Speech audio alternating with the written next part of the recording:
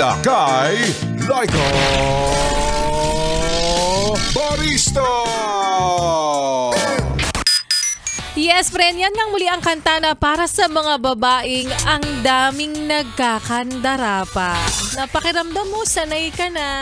Kasi gusto ka nung nasa kanan, gusto ka rin nung nasa kaliwa. Ang masasabi ko lang para sa'yo, Havana. Havana ang hair. Yes, friend, Laika Barista pa rin ang iyong kasama, kachismisan, kakwentuhan at kaututang dila rin hanggang sa mga oras po na ito at nakatuto ka pa rin patuloy. Dito pa rin sa iyong paboritong istasyon, nakabonding ang 101.1. Yes, FM. At bago ang lahat, sa mga naiibit ngayon sa traffic, sa mga nakasabit, sa mga mukhang sabit dyan sa relasyon, charot. Ayan, sa mga nakikinig, sa mga nasa tindahan, bilyaran, nasa Japan Surplus, uy, maraming nakikinig sa atin sa mga ganyang establishments, Sa nasa loob po ng Goldilocks, ng Red Ribbon, ayan. Ay, speaking of, may nagbigay sa atin dito ng ensaymada from Tinapayan Festival. Thank you so much po, Ninong! Ninong! Salamat sa napakalambot na tinapay from Tinapayan Festival. More to come. Sana huwag kayong madala na magpadala. Ayan. Sa'yo na nakikinig ngayon na may gustong ipa-shut up, may gustong isinghal, isigaw, may parinig dyan. O kaya naman gusto lang may paringgan sa himpapawid. I-PM mo na ako. I-message mo na ako, yes friend, sa aking Facebook fanpage na Laika Barista. LYKABARISTA. Again, LYKABARISTA, Laika Barista Facebook page para sa iyong pabati, para sa iyong pa-shoutout, o kaya naman may nililigawan ka ba, may gusto ka bang sabihin sa kanya, may mensahe ka ba sa kanya, o sa mga oras na ito, ate, gusto mo bang idaan na lang sa radyo ang pagsagot sa kanya? Ay, Diyos, kapate, kukalandutay na ita. Ayan, mamaya babasahin ko ang inyong mga pabati. At balikan muna natin syempre ang kwento ng ating Laika Barista Moments kanina na pinamagatang mahal. Mahal kita pero mas mahal ang gasolina. Oo, ganun yun. Ibig sabihin yan, maging practical tayo. Oo, totoo naman, di ba? At dito talaga magkakasubukan, dito talaga magkakaalaman kung gaano mo nga ba kamahal ang isang tao. Sa paanong paraan mo sasabihin sa kanya na gusto ko sanang magtipid lang tayo pero hindi ko pwedeng sabihin sa'yo mag-commute ka na lang. Di ba may mga ilang kasi na sunduin mo naman ako mamaya. Hindi naman sa may iba ka na o hindi naman sa tinatamad ka, sadyang nagtitipid ka lang kasi mahal ang gasolina. Ayan, dyan magkakaalaman kung hanggang kailan na lang ba ang relasyong nangako ng pangmatagalan. Diba? Kung siya ba ay magiging consistent sa mga kataga niyang anong oras ka uuwi? Sunduin na kita. O baka naman, eventually mapapalitan din niya ng mga katagang ingat ka. Magko-commute ka pa. Dati ingat ka kasi mamahalin pa kita. Ngayon ingat ka kasi magko-commute ka pa. Kakaloka. Pero totoo naman, di ba? Hindi na kasi talaga uso ngayon yung litanyang kung mahal mo, gagawin mo ang lahat para sa kanya.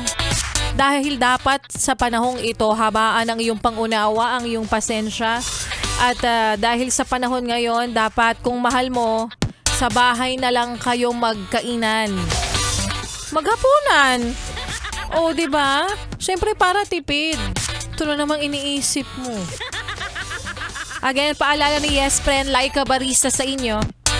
Maging practical na tayo, yes friend. Lalo na at marami pong bilihin at mga agricultural products po ang mahal. Taray, may pag ganon. Totoo naman. Akalain mo dati yung itlog na puti, na abutan ko 6 pesos lang yan, malaki pa. Ngayon, ang mahal na, ang liit-liit pa. Mas okay na yung mahal mo kahit ayan ka na naman sa You're polluting my mind. Kung ano na naman yung dinudugtong mo dun sa sinasabi ko. Charot. Diba? Yun. Ang daming mahal po na bilihin ngayon. Kaya kung sakaling sabihin sa'yo ng partner mo na hindi na kita susunduin, magtipid na lang tayo. Plus para tipid din sa aking enerhiya. No? magmahal ka ng taong mahaba ang pasensya. Oo. Bukod sa gwapo, mabait o maganda dapat siya. Syempre, isa dapat sa sisiguraduhin mo kung magjojowa ka. Tanungin mo kung taga saan siya. Dapat malapit lang ang bahay niya. Kopya? Kopyang-kopya. Oy, may mga kilala akong ganyan. Ang gastos-gastos niya, hindi dahil sa malakas siyang kumain o maluho siya. Sadyang ang layo kasi nung dinadayo niya dahil yung jowa niya taga-south. Tapos siya taga-north. Yun talaga yung kwento ng Like a Barista moments natin kanina. Taga-Bulacan siya. Yung nililigawan niya, alam mo kung taga saan. Taga-Nasugbu. O ang layo, di ba? Ay nako, ito na. Simulan na natin ang pag-mention at pagbati sa inyo mga pabati. Gusto mo bati? Eto na, ang mga pabati ng mga listeners natin. Unang-una sa listahan si Leia Fajardo. Hi Miss Laika, pa-shoutout naman kay na Clyde Valiente na nagpi-play ng Roblox. Tama ba yung pag-pronounce ko dun?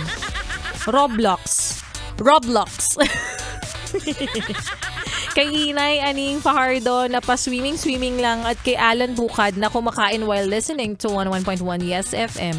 Thank you. Renante Amper. Miss Laika, maayong pasinghal naman. Maayong pasinghal!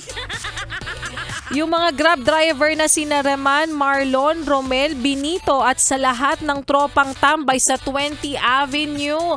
Happy listening sa inyo. 20 Avenue. Sa may Caloocan ba to? May 20 Avenue ba doon? Parang ang alam ko 15th Avenue lang. 16th. May 16th ba? Pero hindi ko na maalala kung may 20 Avenue. Meron ba? Basta. Alam ko Grace Park. Yun na.